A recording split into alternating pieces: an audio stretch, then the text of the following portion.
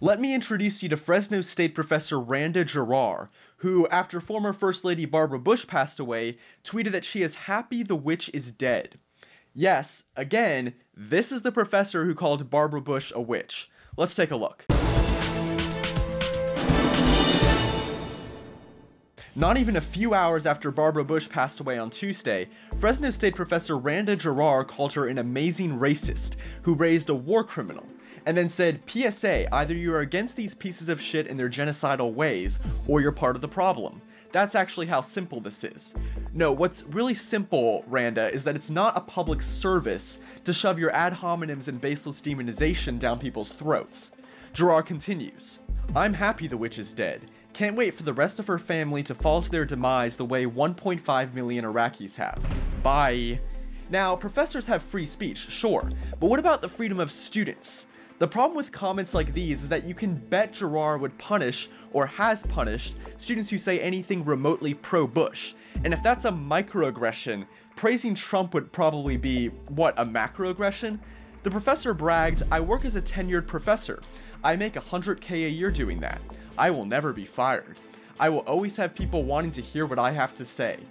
I think she means she'll always have people who are forced to hear what she has to say because of a policy that prohibits Fresno State from firing her no matter how popular she is.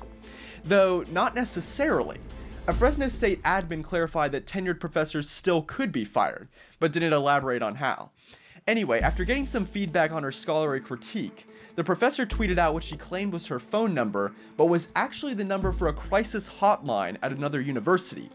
Because the compassionate left really cares about people who are suicidal and actually need help. Randa eventually set her Twitter to private, and at first posted that she was on leave in her profile, but later deleted it, probably to save face.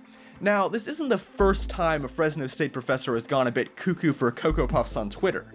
Remember history professor Lars Maschak, who tweeted, to save democracy, Trump must hang, and justice equals the execution of 2 Republicans for each deported immigrant.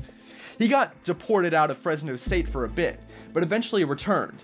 Sometimes you weasel out just a few more teaspoons of irony from these situations by looking at these professors' fields of study. For instance, Dartmouth professor Mark Bray, who, despite not being able to define fascism, seems to be pretty pro-Antifa. He's a historian of human rights and terrorism. Now, Jarrar doesn't appreciate Barbara Bush and is an English professor. What was arguably the former First Lady's greatest accomplishment? Spreading literacy to kids around the nation.